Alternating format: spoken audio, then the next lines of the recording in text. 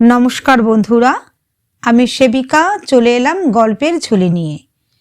आजकेर गल्प प्रभात कुमार मुखोपाध्यायेर रसमयीर रसिकता। क्षेत्रमोहन बाबुर अष्टादश वर्षव्यापी दाम्पत्य जीवन स्त्रीर सहित युद्ध विग्रह और सन्धि करिते करितेई काटियाছে। एमन रणरंगिणी स्त्री बंगदेशे प्राय देखाई जाय ना। क्षेत्रमोहन बाबुर बयस एखन 40 बछर, स्त्रीर रसमयीर बयस 30।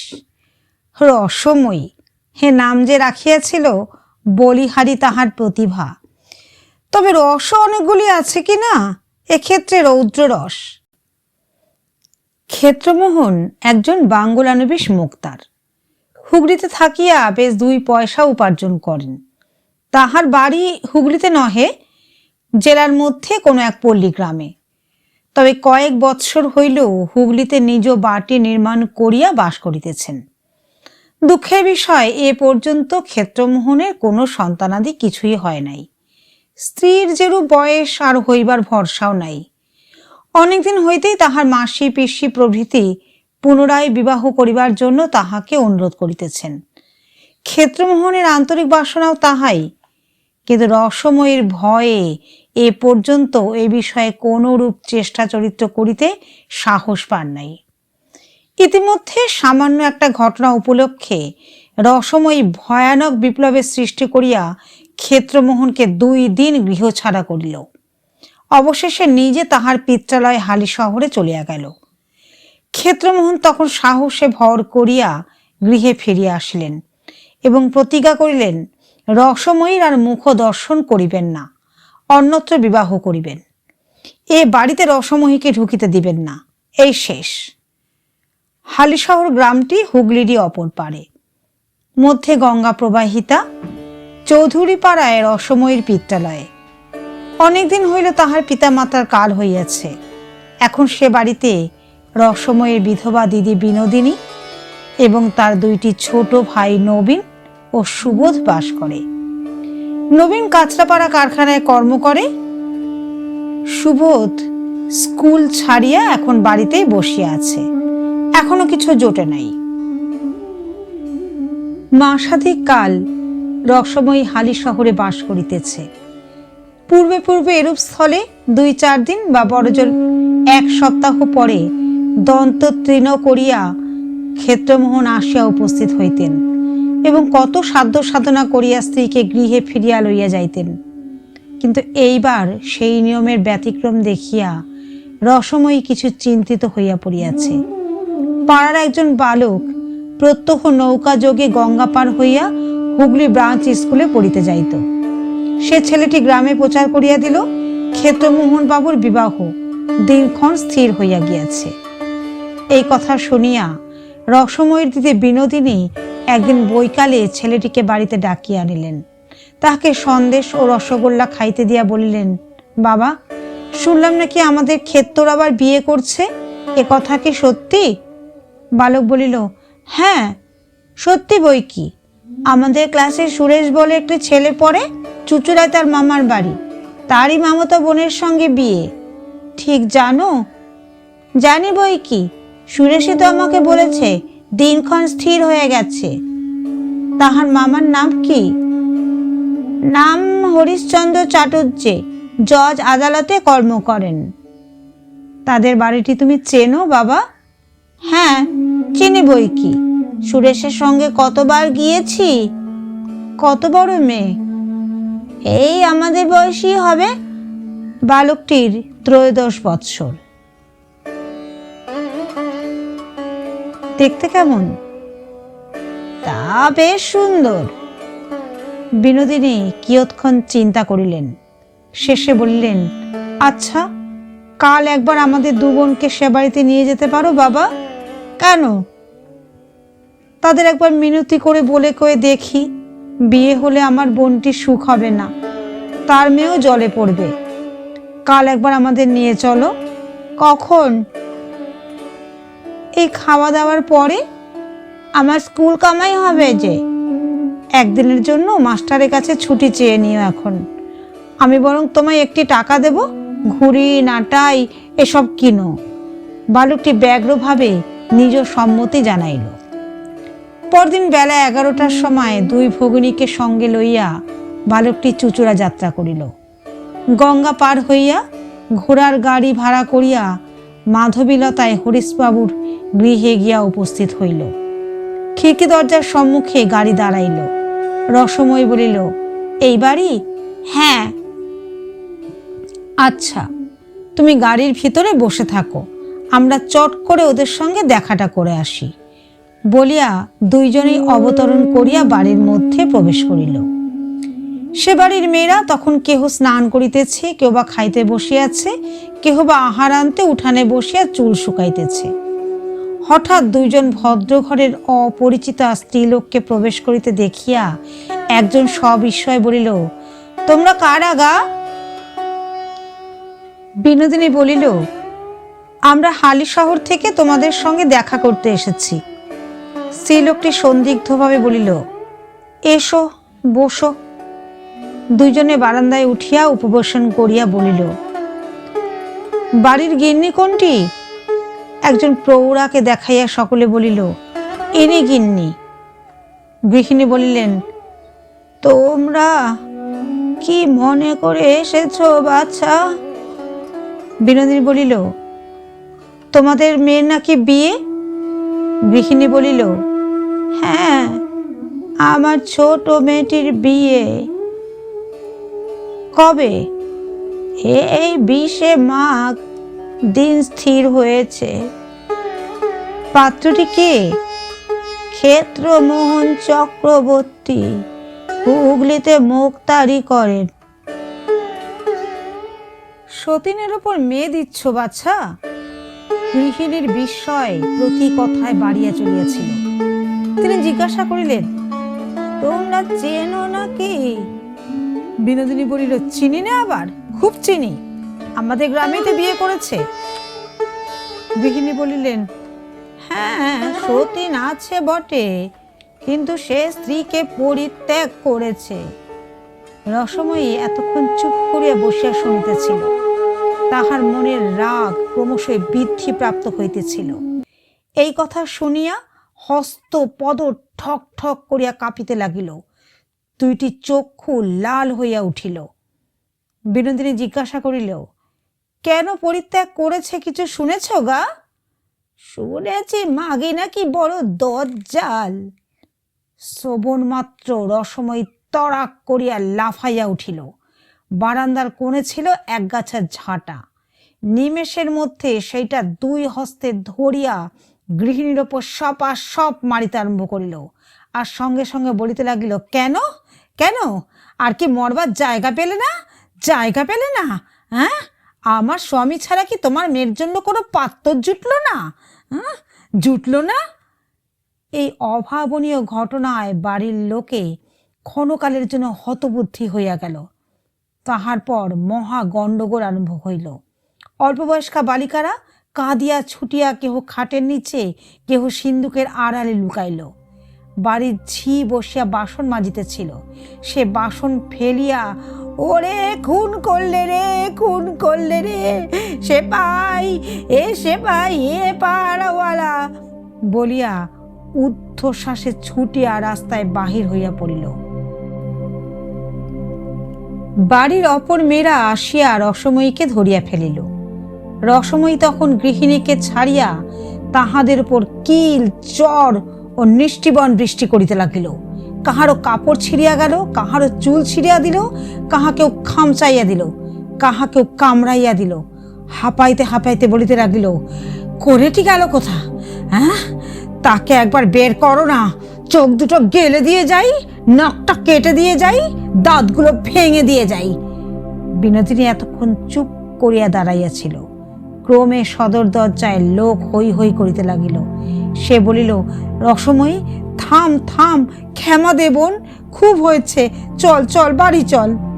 ঝি ছুটিয়া ভেতরে প্রবেশ করিয়া বলিল, ওকে যেতে দিও নি, থানায় খবর দিয়ে এসেছি, দারোগা আসছে। পুলিশের নাম শুনিয়া রসময়ী বলিল, চল দিদি চল। কোথা যাবে? দারোগা আসুক তবে যেও বলিয়া 2-3টি স্ত্রীলোক রসময়ীকে ধরিতে অগ্রসর হইল।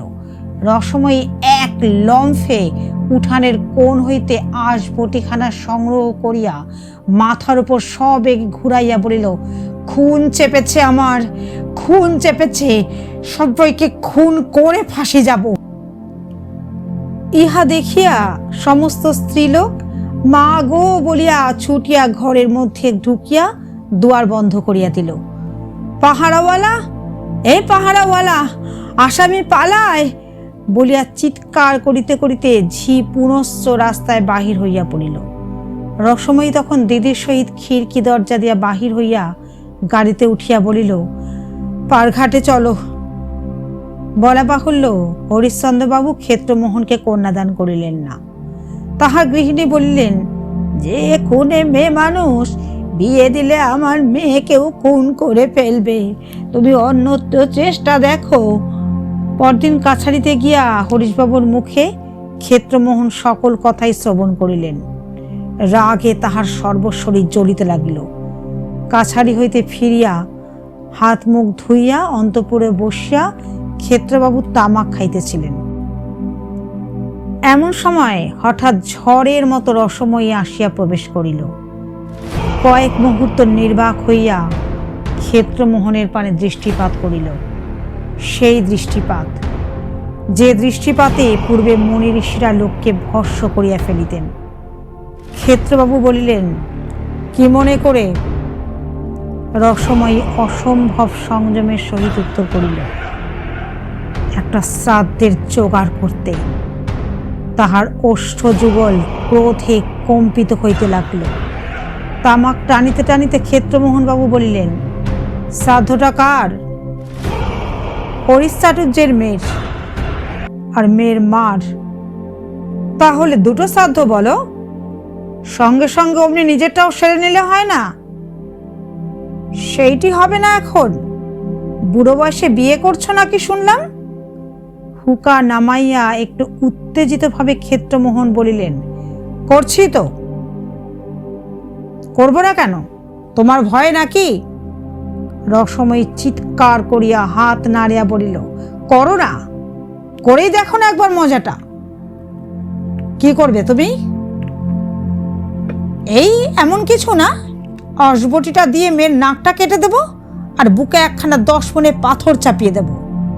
আর তোমার নাক কানটা যদি কেউ কেটে দেয়, এসো এসো না, কাটো না, তুমিই কাটো না হয় বলিয়া রসময়ী নিজ কোমরে 2 হাত দিয়া ঝুঁকিয়া নিজের মুখ ক্ষেত্রমোহনের অতি নিকটে সরাইয়া দিল। স্ত্রীর এতাদৃশ দেখিয়া ক্ষেত্রমোহন আবার হুকা উঠাইয়া লইয়া আপন মনে টানিতে লাগিলেন। ঝুঁকিয়া থাকিয়া যখন ক্লান্তি বোধ হইতে লাগিল, রসময়ী তখন নিজের মুখ সরাইয়া লইয়া আবার সোজা হইয়া দাঁড়াইল। বলিল, তাহলে আসবটিতে শান দিয়ে রাখি গে, সম্বন্ধ পাকা হলে খবরটা দিও, চুপি চুপি যেন শুভ কর্মটা সেরে ফেলো না। ক্ষেত্রমোহন বলিলেন, তুমি না মরলে আর বিয়ে করছি না, মরবে কবে? এই শুনিয়া রসময়ী বিদ্রূপের স্বরে হা হা করিয়া হাসিয়া উঠিল। বলিল, আমি মরব কবে জিজ্ঞাসা করছো? রাশি বামনি এখনই মরছে না, তার এখনো দেরি আছে, বিস্তর বিলম্ব। তোমার যখন বিয়ে করবার বয়স যাবে, বুড়ো থুরথুরে হবে, ভুঁয়ে মুয়ে যা হয়ে যাবে, তখন আর কেউ তোমায় মেয়ে দিতে রাজি হবে না, তখন আমি মরব। দাম্পত্য রসালাপ এই পর্যন্ত অগ্রসর হইলে বাহিরে একখানা গাড়ি থামিবার শব্দ হইল। রসময়ী বলিল, তবে সেই কথাই রইল, এখন তবে আসি। দিদি ও পাড়ায় তার যার বাড়ি গিয়েছিল, ভাবলাম তার সঙ্গে এসে তোমার সঙ্গে দুটো কথা কয়ে যাই। উক্ত কথোপকথনের পর 6 মাস কাটিয়া গিয়াছে। রসময়ীর গর্ব সফল হইল না। সে এখন মৃত্যু শয্যায় শায়িত। সংবাদ পাইয়া ক্ষেত্রমোহন বাবু হালি শহরে গেলেন। চিকিৎসাদের কিছুই ত্রুটি হইল না, কিন্তু রসময়ী বাঁচিল না। গঙ্গা তীরে লইয়া গিয়া ক্ষেত্রমোহন স্ত্রীর মুখাগ্নি করিলেন। আশ্চর্য সংসারের মায়া যে এত কষ্ট দিয়াছে, তাহার জন্য ক্ষেত্রমোহন ঝরঝর করিয়া অশ্রুপাত করিতে লাগিলেন। আরো মাস 6 কাটিল। ক্ষেত্রমোহনের পার্শ্বচর বন্ধু বান্ধবগণ নানা স্থানে পাত্রী অন্বেষণে ব্যস্ত হইলেন। অবশেষে হুগলির নিকটবর্তী একটি গ্রামে সুযোগ্য পাত্রীর সন্ধান পাওয়া গেল। ক্ষেত্রমোহন স্বয়ং গিয়া দেখিয়া আসিলেন। মেয়েটি ডাগর, দেখিতেও ভালো। বিশেষ মেয়ের পিতা একটি বড় জমিদারের নায়েব। অধিকার মামলা মোকদ্দমাগুলো এই সূত্রে ক্ষেত্রমোহন বাবুর করায়ত্ত হইবে। কন্যার পিতা রজনীকান্ত ঘোষাল ইংরাজি লেখাপড়া জানা ব্যক্তি। বিবাহের কথাবার্তা পাকা হইল। বরের খুড়া মহাশয় গ্রাম হইতে আসিয়াছেন, করল আশীর্বাদ। প্রভাতে অফিস কক্ষে বসিয়া 2-4 জন মক্কেলের সঙ্গে মোক্তারবাবু কথাবার্তা কহিতেছিলেন। খুড়া মহাশয় একখানি বঙ্গবাসী হস্তে ঘরের কোণে আসিয়া তামাক সেবন করিতেছিলেন। এমন সময় ডাকপিয়ন আসিল। ক্ষেত্রমোহন বাবুর হস্তে একখানি পত্র দিয়া গেল। খামের ওপর হস্তাক্ষরের প্রতি দৃষ্টিপাত করিয়া ক্ষেত্রমোহনের মাথা ঘুরিয়া গেল। 2-4 বার চক্ষু রগড়াইয়া বারংবার খামখানির শিরোনামা পরীক্ষা করিতে লাগিলেন। কাছে আনিয়া দূরে সরাইয়া নানা প্রকারে দেখিলেন। অবশেষে কম্পিত হস্তে পত্রখানি খুলিলেন। পড়িয়া তাহার মুখ বিবর্ণ হইয়া গেল। মক্কেলগণকে বলিলেন, আচ্ছা, এখন তোমরা যাও, কাল সকাল সকাল কাছারি যাব, সেখানেই বাকি কথাবার্তা হবে। এখন মক্কেলগণ চলিয়া গেলে খুড়া মহাশয় বলিলেন, চিঠি এলো ক্ষেত্তর? জড়িত স্বরে ক্ষেত্রমোহন বলিলেন, হ্যাঁ আগে হ্যাঁ। কোথাকার চিঠি? তাই তো ভাবছি। ক্ষেত্রমোহনের মুখ ভাব এবং কণ্ঠস্বরের বিকৃতি লক্ষ্য করিয়া খুড়া মহাশয় উঠিয়া নিকটে আসিলেন। তখন ক্ষেত্রমোহন পত্রখানি দ্বিতীয়বার পাঠ করিতেছেন। তাহার নিঃশ্বাস বন্ধ হইবার উপক্রম হইয়াছে, চক্ষু কপালে উঠিয়াছে। খুড়া মহাশয় দ্রুতভাবে বলিলেন, কি ব্যাপার? কি কোনো দুঃসংবাদ নয় তো? ক্ষেত্রমোহন বাবু নীরবে পত্রখানি খুড়া মহাশয়ের হাতে দিলেন। তিনি পত্র লইয়া চশমা অনুসন্ধান করিয়া চোখে পড়িলেন। জানালার কাছে গিয়া খুড়া মহাশয় পত্রখানি পড়িতে লাগিলেন। সাধারণ পাতলা কাগজে চিঠি লেখা, বেগুনি রঙের ম্যাজেন্ডা কালি দিয়া। ওপরে স্থানের কোনো নাম নাই, তারিখ নাই। নিম্ন প্রকার লিখিত, শ্রী শ্রী দুর্গা সহায় প্রণাম পূর্বক নিবেদনচ বিশেষ। তোমার মতিচ্ছন্ন ধরিয়াছে, মনে করিয়াছ রসময় মরিয়াছে, আপদ গিয়াছে, এইবার বিবাহ করি। আমি মরিয়াছি বটে, তাই বলিয়া তুমি নিষ্কৃতি পাইয়াছ তাহা মনেও করিও না। বাড়ির সম্মুখে যে বটগাছ আছে, তাতেই আমি আজকাল বসবাস করিতেছি। তুমি কি করো, কোথায় যাও, সমস্তই আমি সেখানে বসিয়া দেখিতেছি। রাত্রিরে গাছ হইতে নামিয়া মাঝে মাঝে তোমার শয়ন ঘরে যাই, তোমার ঘাটের চারদিকে ঘুরিয়া বেড়াই। এক একবার ইচ্ছা করে গলাটা টিপিয়া দিয়া তোমাকেও আমার সঙ্গী করি। আমার এখানে বড্ড একলা বোধ হয়। আমার চেহারা এখন অতিশয় খারাপ হইয়া গিয়াছে। আমার গায়ের চামড়া মাংস কিচ্ছু নাই, খালি হাড় আছে, তাও সাদা নয়।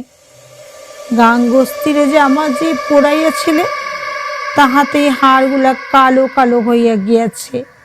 যাহা হোক, নিজের রূপ বর্ণনা নিজের মুখে শোভা পায় না।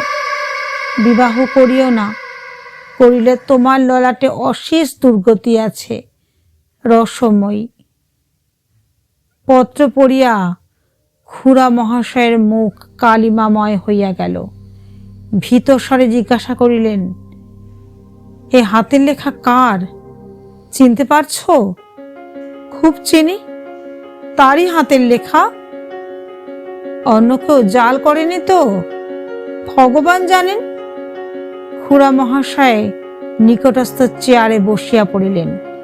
কিয়ৎক্ষণ ছাদের কড়িকাঠের পানে চাহিয়া বলিয়া উঠিলেন, জয় রাম সীতারাম, রাম রাঘব আপনারই রাম রাম রাম।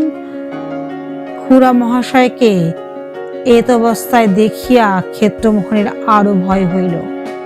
বলিলেন, আচ্ছা খুড়ো মশাই, ভূতে কখনো চিঠি লেখে? খুড়া মহাশয় বলিয়া উঠিলেন, ভূত বলতে নেই, ভূত বলতে নেই, উপদেবতা বলো, জয় রাঘব রামচন্দ্র। দুজনেই নির্বাক। অবশেষে খুড়া মহাশয় বলিলেন, দেখো, কারোর বদমাইশি নয় তো? এমনটাই হতে পারে। অনেক রকম ভৌতিক উপদ্রবের কথা শুনেছি বটে, কিন্তু এরকমটা তো কখনো শোনা যায়নি। আচ্ছা, বৌমার হাতের লেখা আগেকার কিছু চিঠিপত্র আছে কি? লেখাটা মিলিয়ে দেখলে হয়। খুড়া মহাশয় চশমার কাঁচ দুইখানি চিঠি আছে কাপড়ে ভালো করিয়া মার্জনা করিয়া চারিপাশখানা বাহির লইয়া অত্যন্ত সাবধানে হস্তাক্ষর মেলাইতে লাগিলেন। অবশেষে সেগুলি টেবিলের উপর ফেলিয়া দীর্ঘ নিঃশ্বাস পরিত্যাগ করিয়া বলিলেন, একই হাতের লেখা তো দেখছি। খামখানা উল্টাইয়া পাল্টাইয়া দেখিতে লাগিলেন। 1 পয়সার 6 খানওয়ালা সাধারণ খাম তো নয়, তাহাতে একখানি 2 পয়সার টিকিট আটা আছে। ক্ষেত্রমোহনের হাতে খামখানি দিয়া বলিলেন, কোথাকার ছাপ দেখো তো। ক্ষেত্রবাবু বাঙ্গুলানুবিশ মোক্তার হইলেও ইংরাজি ছাপার অক্ষর পড়িতে পারিতেন। ছাপ পরীক্ষা করিয়া বলিলেন, হুগলির ছাপ, কালকের তারিখ।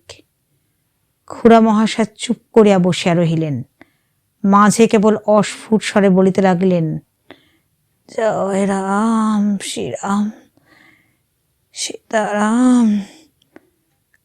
কাছারির বেলা হয় দেখিয়া মোক্তারবাবু স্নান করিয়া আহারে বসিলেন, কিন্তু কিছু খাইতে পারিলেন না। রান্নাঘরের বারান্দায় যেখানে বসিয়া তিনি আহার করিতেছিলেন, সেখান হইতে বটগাছটার অগ্রভাগ দেখা যায়। খান আর মাঝে মাঝে সেই গাছটার পানে চাহেন। একসময় গাছের একটা ডাল খড়খড় করিয়া নড়িয়া উঠিল। কার যেন হাসির শব্দ শোনা গেল। ক্ষেত্রমোহন বাবুর আর খাওয়া হইল না, উঠিয়া পড়িলেন। মুখ প্রক্ষালন করিয়া বাহিরে আসিয়া বটগাছটার পানে কিছুক্ষণ চাহিয়া রইলেন। 2-3টা কাঠবিড়ালি ডালে ডালে পরস্পরকে তাড়া করিয়া ফিরিতেছে। গোটা কত কাক উচ্চ শাখায় বসিয়া জাতীয় সঙ্গীত গাহিতেছে। ইহা ভিন্ন আর কিছুই দেখিতে পাইলেন না। সেই দিন সন্ধ্যাবেলায় ক্ষেত্রমোহনের শয়নকক্ষে খুড়া ভাইপো বসিয়া কথোপকথন করিতেছিলেন। দিবসে খুড়া মহাশয় কপাটের বাহিরে এবং ভেতরে দেয়ালময় রাম নাম লিখিয়া দিয়াছেন।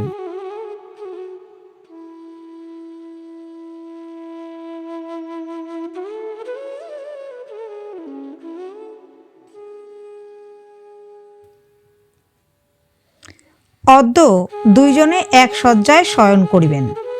বালিশের তলায় একখানি কৃত্তিবাসী রামায়ণ রক্ষিত হইবে এবং সমস্ত রাত্রি ঘরে আলো জ্বালিবার বন্দোবস্ত করা হইল। ক্ষেত্রমোহন বলিলেন, তাহলে খুড়া কি করা যায়? বিবাহটা বন্ধ করে দেওয়া যাবে? খুড়া মহাশয় বলিলেন, আমি তো তার দরকার দেখছি নে। যদি কোনো উপদ্রব অত্যাচার হয়? খুড়া মহাশয় কিয়ৎকাল চিন্তা করিলেন, শেষে বলিলেন, ভয়ের কোনো কারণ দেখি নে। ওই যে বলেছে, ইচ্ছে করে তোমার গলাটা টিপে দিই। না, তা পারবে না, হাজার হোক স্বামী তো বটে। আর যে বলেছে, বিয়ে করো না, করলে তোমার অশেষ দুর্গতি হবে। অশেষ দুর্গতি হবে তার মানে এ নাও হতে পারে যে আমি তোমার অশেষ দুর্গতি করব। ওর মানে বোধহয় এই যে অধিক বয়সে বিবাহ করলে যে সমস্ত সাংসারিক অশান্তি উপস্থিত হয়, তাই তোমারও অদৃশ্যে ঘটবে। ক্ষেত্রমোহন বাবু চুপ করিয়া রহিলেন। মনে ভয়ও যথেষ্ট আছে, অথচ বিবাহ করিবার লোভটিও সম্বরণ করা তাহার পক্ষে অসাধ্য। পরদিন আশীর্বাদ হইয়া গেল, কিন্তু ক্ষেত্রমোহন যে ভৌতিক পত্র পাইয়াছেন সে কথা রাষ্ট্র হইতে বিলম্ব হইল না। নায়েব রজনীবাবুর কানেও ক্রমে সে কথা পৌঁছিল। বলিয়াছি, তিনি ইংরাজি জানা ব্যক্তি। শুনিয়া হা হা করিয়া হাসিয়া উঠিলেন, বলিলেন, ভূত! এই বিংশ শতাব্দীতে ভূত বিশ্বাস করতে হবে? বিবাহের দিনক্ষণ স্থির হইয়াছে 8ই ফাল্গুন। আর মাত্র দিন 5 বাকি আছে। উভয় পক্ষ হইতেই সমস্ত আয়োজনাদি হইতেছে। বিকালে বৈঠকখানায় ক্ষেত্রবাবু জনা কয়েক বন্ধুবান্ধব সহ বসিয়াছেন। ইহাদের মধ্যে একজন সরকারি উকিল, নাম মনোহরবাবু। লোকটির বয়স 40 পার হইয়াছে। চোখে সোনার চশমা, মাথায় ঝাঁকড়া চুল, মুখমণ্ডল প্রচুর গোঁফদাড়িতে আবৃত, হাতে বড় বড় নখ। এক কথায় লোকটি থিওজফিস্ট। ক্ষেত্রবাবুর ভৌতিক পত্রপ্রাপ্তির সমাচার অবগত হইয়া অবধি মনোহরবাবু ইহার সঙ্গে একটু ঘনিষ্ঠতা স্থাপন করিয়া লইয়াছেন। অপর একজন নব্যযুবক, নাম সুরেন্দ্রনাথ। ইনি LA পাশ করা, শিক্ষিত মুক্তার। বিস্তর ইংরাজি উপন্যাস পাঠ করিয়াছেন। সুরেন্দ্রনাথ বলিলেন, ক্ষেত্রবাবু, আমার একটা কথা মনে হচ্ছিল। অনেক উপন্যাসে পড়া আছে যে একটা দুর্ঘটনা ঘটে গেল, যেমন রেলে কলিশন বা নৌকাডুবি বা আরও কিছু, সকলেই মনে করেছে অমুক লোকটা মরে গেছে। মৃত্যুর চাক্ষুষ সাক্ষীরও অভাব নেই, কিন্তু শেষ দিকটায় দেখা গেল সে বেঁচে আছে। আমার মনে হয় আপনার স্ত্রী এখনো বেঁচে আছেন। নয় এ চিঠি জাল, কিন্তু আমার দৃঢ় বিশ্বাস এ চিঠি তারই হাতের লেখা, জাল নয়। সুতরাং আপনার স্ত্রী বেঁচে আছেন বিশ্বাস করা ছাড়া উপায়ান্তর নেই। কারণ এ বিংশ শতাব্দীতে ভূতের অস্তিত্ব কোনোভাবে বিশ্বাস করতে পারা যায় না। থিওজফিস্ট উকিলবাবুটি ইহা শুনিয়া বলিলেন, কেন মশাই, বিংশ শতাব্দীতে ভূতের অস্তিত্ব কোনো মতেই বিশ্বাস করতে পারেন না কেন? নবীন মুক্তারবাবু বলিলেন, কারণ আমি কখনো দেখিনি। শুনিয়া মনোহরবাবু বিজ্ঞ হাস্য করিয়া বলিলেন, সম্রাট 7ম এডওয়ার্ডকে কখনো দেখেছেন? না, দেখিনি। তিনি আছেন বলে বিশ্বাস করেন? করি। তার কারণ আমি না দেখলেও হাজার হাজার লোক তাকে দেখেছে, তার 10-20 খানা ছবিও দেখেছি। কিন্তু ভূত আমি নিজে দেখেছি এমন কথা আজ পর্যন্ত কাউকে বলতে শুনলাম না। সবাই বলে, খুব বিশ্বস্ত লোকের মুখে শুনেছে যে তারা স্বয়ং ভূত দেখেছে। মনোহরবাবু তাহার সুঘন দাড়ির মধ্যে দীর্ঘক্ষণ আঙুলি চালনা করিতে করিতে বলিলেন, আপনি বললেন হাজার হাজার লোক সম্রাটকে দেখেছে, তেমনি হাজার হাজার লোক অশরীরী আত্মাকেও প্রত্যক্ষ করেছে। আপনি বলবেন যে সম্রাটের 10-20 খানা ছবি দেখেছেন, তেমনি 10-20 খানা ভূতেরও ছবি আপনাকে আমি দেখাতে পারি। যদি দেখতে চান একদিন আমার বাড়িতে যাবেন। আমার একখানা বইয়ে কেটি কিংয়ের ছবি আছে। প্রথম চার্লসের সময় কেটি কিং নামে একটি মেয়ে জীবিত ছিল। 16 বছর বয়সে তার মৃত্যু হয়। গত শতাব্দীর মধ্যভাগে আমেরিকা ও ইউরোপের নানা স্থানে অনেক শ্রেয়াসে কেটি কিং স্থূল শরীর ধারণ করে আবির্ভূত হয়েছিলেন। তার নাড়ি পরীক্ষা করা হয়েছে, তার শরীরে ছুরি ফুটিয়ে দেখা হয়েছে ঠিক মানুষের মতো রক্তপাত হয়। তার ফটোগ্রাফ পর্যন্ত তোলা হয়েছে। ফটোগ্রাফ থেকে তৈরি ছবি আমার বইতে আছে, আসবেন দেখাবো। সুরেন্দ্রবাবু মৃদু মৃদু হাস্য করিয়া বলিলেন, আপনারাও যেমন ভালো মানুষ ওইসব কথা বিশ্বাস করেন। ভূতবাদীদের কত জোচ্চুরি ধরা পড়েছে তার সংখ্যা নেই। কেটি কিংয়ের দেহে শরীরে ছুরি ফুটিয়ে রক্তপাত হয়েছে, এইটি আপনি বিশ্বাসযোগ্যতার প্রমাণ বলে উল্লেখ করছেন। আমার তো ঠিক উল্টো মনে হয়। ছুরি ফোটালে রক্ত না পড়তো, অথচ শরীরী মানুষ একটা দাঁড়িয়ে রয়েছে দেখছি, তাহলে বরং বিশ্বাস হতো এটা বাস্তবিক মানুষ নয়। এক্ষেত্রে দেখুন, ভূত তিনি বাড়ির সামনেই বটগাছে থাকেন। চিঠি যখন লিখতে পারেন তখন অনায়াসেই মূর্তি গ্রহণ করে নিজের বক্তব্য বলে যেতে পারতেন, কিন্তু তা না করে খাম, কাগজ, কালি, কলম সংগ্রহ করবার কত কষ্ট স্বীকার করলেন। এইটুকু থেকে এইটুকু চিঠিখানা টেবিলের ওপর রেখে গেলেই তো হতো। তা না করে 1 মাইল দূরে পোস্ট অফিসে গেলেন তাকে পোস্ট করতে, আবার 2 পয়সা খরচ করে টিকিট কিনতে হলো। মশাই, ভৌতিক জগতে পয়সা যদি এত বাস্তবিকই সস্তা হয়, তাহলে না হয় সেখানে গিয়ে প্র্যাকটিস শুরু করি। মনোহরবাবু একটু বিরক্তির সহিত বলিলেন, মশাই, জিনিসটা হাসি তামাশার নয়, এসব গভীর বিষয়। অনেক চর্চা, অনেক আলোচনা না করে এ বিষয়ে মতামত প্রকাশ করা উচিত নয়।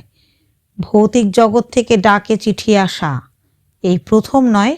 হিমালয় থেকে মহাত্মারাও মাঝে মাঝে চিঠিপত্র লিখে থাকেন। কুটুম্বিলাল নামে একজন মহাত্মা এরকম অনেক চিঠি আমাদের মাডাম ব্লাভাটস্কিকে লিখেছিলেন। তারাও মনে করলে সাক্ষাৎ আবির্ভাব হয়ে বক্তব্য বলে যেতে পারতেন, কিংবা চিঠি উড়িয়ে টেবিলের ওপর ফেলে রেখে যেতে পারতেন, কিন্তু ডাকেই তারা চিঠিপত্র পাঠাতেন। ইহা শুনিয়া শিক্ষিত মুক্তারবাবু মৃদু মৃদু হাস্য করিতে লাগিলেন। বলিলেন, কুটুম্বিলালের চিঠি যে কোন কালে জাল বলে সাব্যস্ত হয়ে গেছে। ডাক্তার হডসন বলে একজন বৈজ্ঞানিক নিজে ভারতবর্ষে এসে বিষয়ে অনুসন্ধান করে প্রমাণ করে দিয়েছেন যে মাদাম ব্লাভটক্সি আর দামোদর বলে এক ব্যক্তি সব চিঠি জাল করেছিলেন। এ কথা শুনিয়া থিওজফিস্ট বাবুটি ভুরকুটি করিয়া বিরক্তির স্বরে বলিলেন, ও সব ঈর্ষাপরায়ণ লেখকদের বই পড়বেন না, আমার কাছে আসবেন, ভালো ভালো সব বই আপনাকে পড়তে দেব, তা পড়লে আপনার সমস্ত অবিশ্বাস দূর হয়ে যাবে। গাল দেওয়া যায় না এমন ভালো জিনিসই নেই। যত সব কুচক্রি বদমাইশ লোক মিছিমিছি মাদামের অপরাধ রটনা করছে। এমন সময় বাহিরে শব্দ উত্থিত হইল, বাবু, চিঠি আছে। পর মুহূর্তে ডাক পিয়ন প্রবেশ করিয়া ক্ষেত্রবাবুর হাতে একখানি পত্র দিল। পত্রখানি লইয়াই ক্ষেত্রমোহনবাবুর চক্ষু স্থির হইয়া গেল। বলিলেন, মশাই, আবার সেই। পত্র খুলিয়া পাঠ করিয়া সেখানি সকলের সম্মুখে ফেলিয়া দিলেন। থিওজফিস্ট বাবুটি অতি আগ্রহের সহিত সেটি কুড়াইয়া লইয়া পাঠ করিলেন। শেষে নবীন মুক্তারবাবুর হাতে সেখানে দিলেন। পত্রখানি এইরূপ, শ্রী শ্রী দুর্গা সহায়, প্রণাম পূর্বক নিবেদনচ বিশেষ। এত সাহস তোমার, আশীর্বাদ পর্যন্ত হইয়া গিয়াছে। তুমি মনে করিয়াছ যে আমি তোমায় যে পত্র লিখিয়াছিলাম তাহা ফাঁকা আওয়াজ? রাশিবামনি তেমন মেয়ে নয়, আমি মানা করা সত্ত্বেও বিবাহ করিবে। এখনো সাবধান হও, এ দুর্মতি পরিত্যাগ করো, নইলে একদিন রাত্রিরে যখন তুমি ঘুমাইয়া থাকিবে, বটগাছ হইতে নামিয়া তোমার বুকে একখানা 10 গুণে পাথর চাপাইয়া দিব, আর ঘুম ভাঙিবে না। রসময়ী।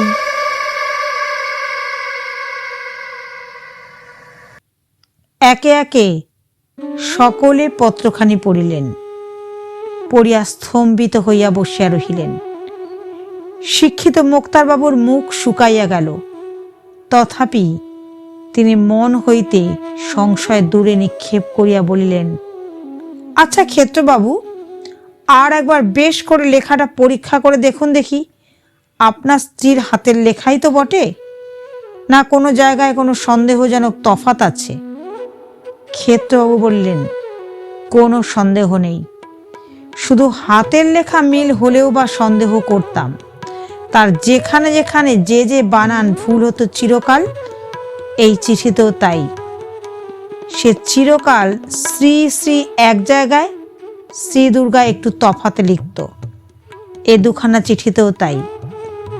তাছাড়া চিঠিতে এমন কথাবার্তা রয়েছে যা জীবিতকালে তার মুখে সব সময় ব্যবহার করত। সকলে নিস্তব্ধ হইয়া বসিয়া রহিলেন। কিয়ৎ পরে সুরেন্দ্রবাবু গলা ঝাড়িয়া জিজ্ঞাসা করিলেন, তাহার মৃত্যুর সময় আপনি উপস্থিত ছিলেন? ক্ষেত্রবাবু বলিলেন, ছিলাম বই কি। সঙ্গে সঙ্গে ঘাটে গিয়েছিলেন? গিয়েছিলাম। চিতার উপর তার দেহ রাখবার পর তার মুখ আর আপনি দেখেছিলেন? হ্যাঁ, দেখিনি আবার, আমি নিজেই তো মুখাগ্নি করেছি। ওহে, তুমি যা ভাবছো তা নয়, কোনো ভুল হয়নি। নব্যভোক্তান বাবু তখন ঘাড় হেট করিয়া বসিয়া রহিলেন। বললেন, there are more things in heaven and earth, Horatio, then are dreamed of in your philosophy. হে হোরেশিও, স্বর্গ মর্তে এমন অনেক জিনিস আছে যাহার বিষয়ে তোমার দর্শন বিজ্ঞান স্বপ্নেও অবগত নহে। অপর একজন বলিলেন, তা তো বটেই, তা তো বটেই। ধরুন আমাদের দেশে, শুধু আমাদের দেশেই বা বলি কেন, সকল দেশেই আদিকাল থেকে একটা বিশ্বাস প্রচলিত আছে যে ভূত বলে একটা জিনিস আছে।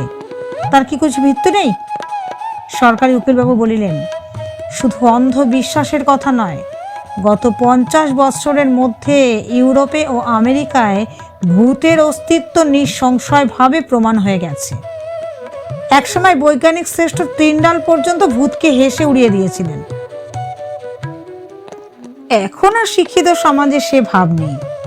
বিখ্যাত সম্পাদক স্টেট সাহেব তার এক গ্রন্থে লিখেছেন, of all the vulgar superstitions of the half educated, none dies harder than the absolute delusion that there are no such things as ghosts.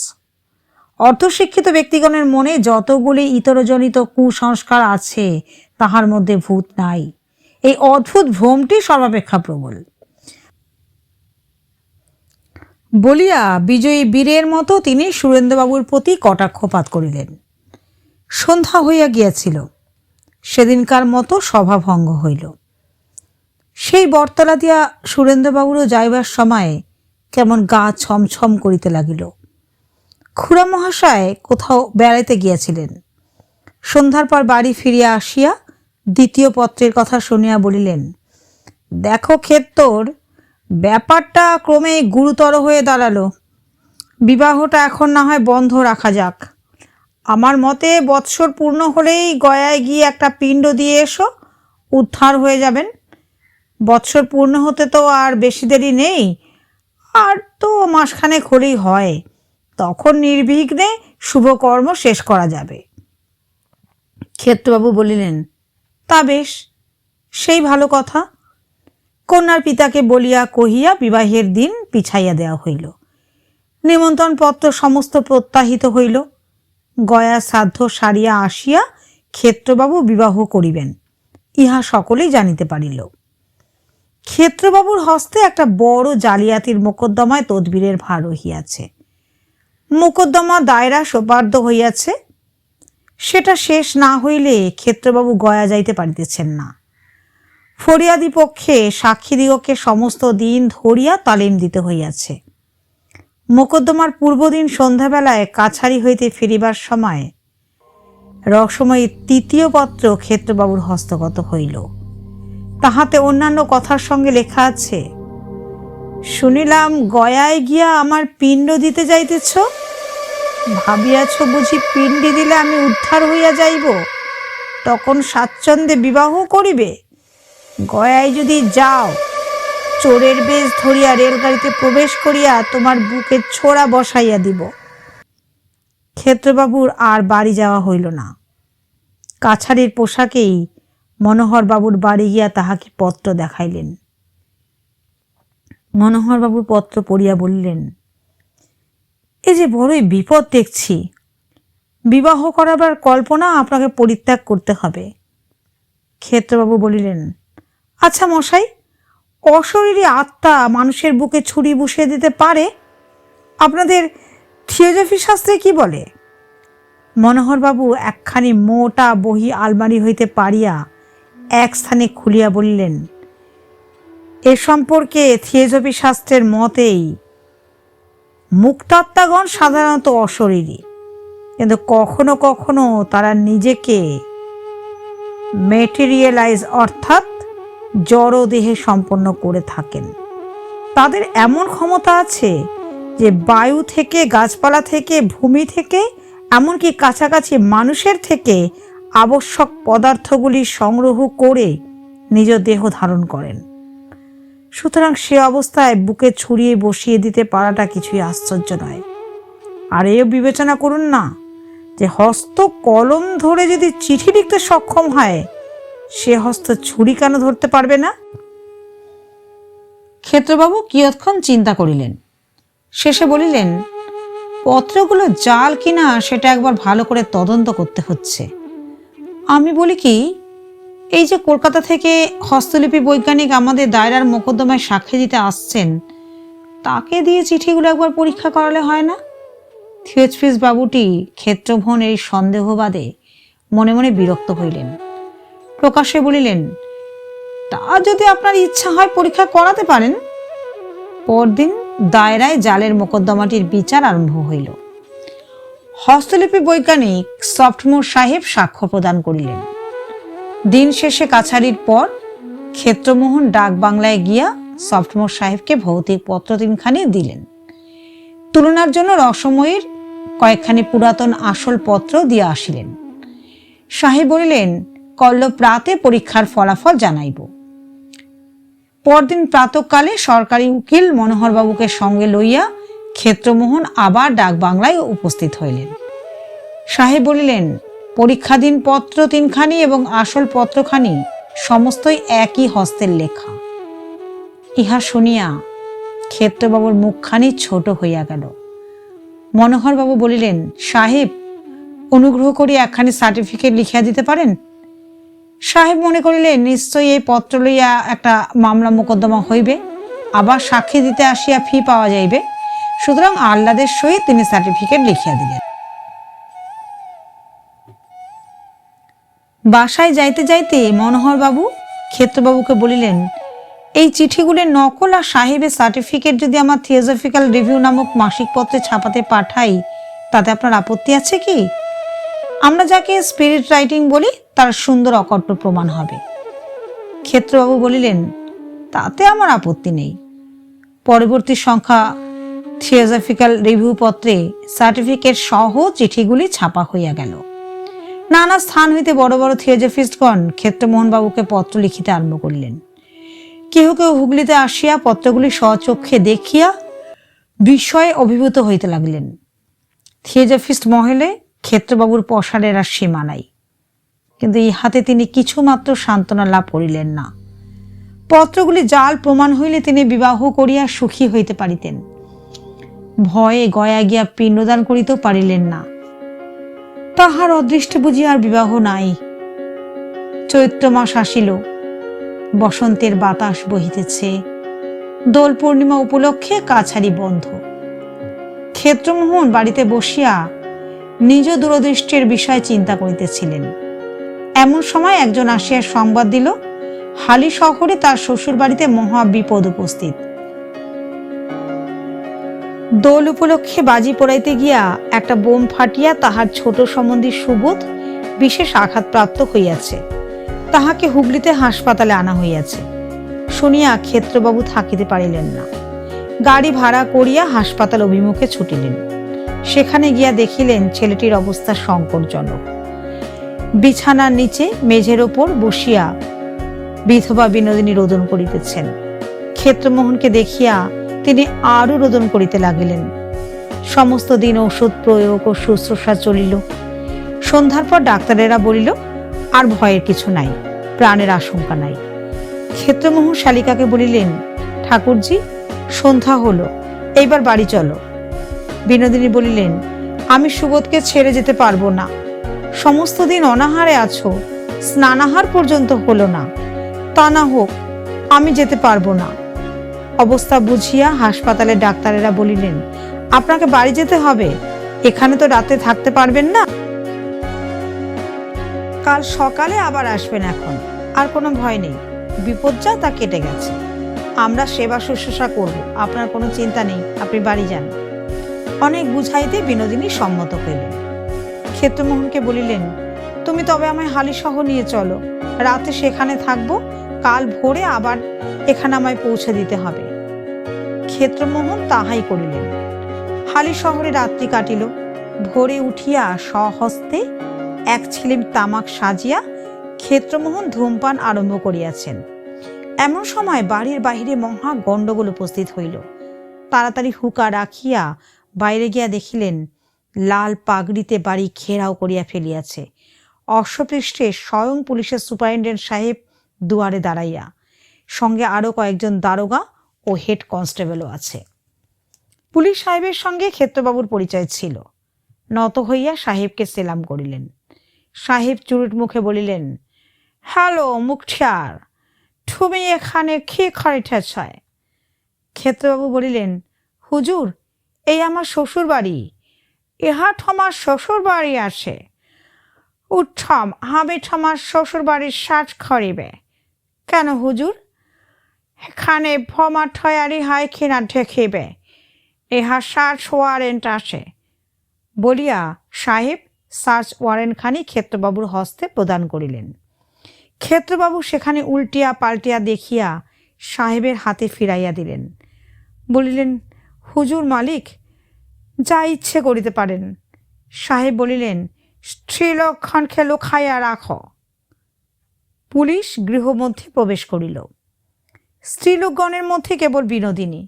তিনি পুলিশের ভয়ে কোথাও লুকাইবার প্রয়োজন দেখিলেন না। হরিনামের মালাটি হাতে করিয়া উঠানে তুলসী তলায় বসিয়া রহিলেন। খানা তল্লাশি আরম্ভ হইল। বন্দুক, বারুদ, ডিনামাইট, বোমা, বর্তমান রণনীতি, যুগান্তর, গীতা, দেশের কথা, রিভিউ অফ রিভিউজ ইত্যাদি কিছুই বাহির হইল না। বাহির হইল হিন্দু সৎকর্মমালা, গুপ্তপ্রেস পঞ্জিকা, কাশিদাসী মহাভারত এবং একখানা বটতলার ছেঁড়া উপন্যাস। ক্ষুদ্র ও বৃহৎ কোনো দেশনায়কের কোনো ছবি বাহির হইল না। বাহির হইল কেবল খানকতক কালীঘাটের পট এবং একখানা আর্ট স্টুডিওর গণেশ মূর্তি। জমিদারের খানকতক পুরাতন দখিলা এবং একটা ধুলা মলিন চিঠির ফাইল বাহির হইল। বিনোদিনী বাক্স হইতে বাহির হইল এক বান্ডিল চিঠি এবং খানকতক ঠিকানা লেখা সাদা খাম। সমস্ত উঠানে জিনিস আনিয়া জমা করা হইল। একজন দারোগা কাগজপত্রগুলির ফিরিস্তি প্রস্তুত করিতে লাগিলেন। ক্ষেত্রমোহনও সেখানে বসিয়াছিলেন। তিনি দেখিলেন সাদা খামগুলোর প্রত্যেকখানিতেই তাহারই শিরোনামা লেখা এবং রসময়ীর হস্তাক্ষর। পুলিশ সাহেবের অনুমতি লইয়া খাম ও চিঠিগুলি ক্ষেত্রবাবু পরীক্ষা করিতে লাগিলেন। খান 20 চিঠি রহিয়াছে, সমস্তই বেগুনি রঙের ম্যাজেন্ডা কালিতে, রসময়ীর হস্তাক্ষরে লিখিত। কয়েকখানি চিঠি খুলিয়া ক্ষেত্রবাবু পাঠও করিলেন। নানা অবস্থা কল্পনা করিয়া অনুমানে পত্রগুলি লিখিত। কোনোটায় বটগাছে বাসস্থানের উল্লেখ আছে, কোনোটাতে আছে গয়ায় পিণ্ডিদান করিয়া আসিয়াছ বলিয়া মনে করিও না যে আমি তোমার কোনো অনিষ্ট করিতে পারি না। এখনও রশি বামনি তোমার ঘাড় মোটকাইতে পারে। একখানাতে রহিয়াছে, শুনিলাম বিবাহের দিন স্থির হইয়াছে, এখনো সাবধান। একখানাতে আছে, করল তোমার বিবাহ, এত মানা করিলাম, কিছু শুনিলে না। আচ্ছা, বাসর ঘরে আগুন জ্বালাইয়া তোমাকেও তোমার বধূকে পুড়াইয়া মারিব। সমস্ত ব্যাপারটা দিনের আলোর মতো তখন ক্ষেত্রমোহনের নিকট পরিষ্কার হইয়া গেল। বিনোদিনী তুলসীতলায় বসিয়া সমস্ত দেখিতেছিলেন। ক্ষেত্রমোহন বলিলেন, ঠাকুরজি, এসব কি? ঠাকুরজি আপন মনে মালা জপ করিয়া যাইতে লাগিলেন। Please like, comment, share and subscribe to my channel.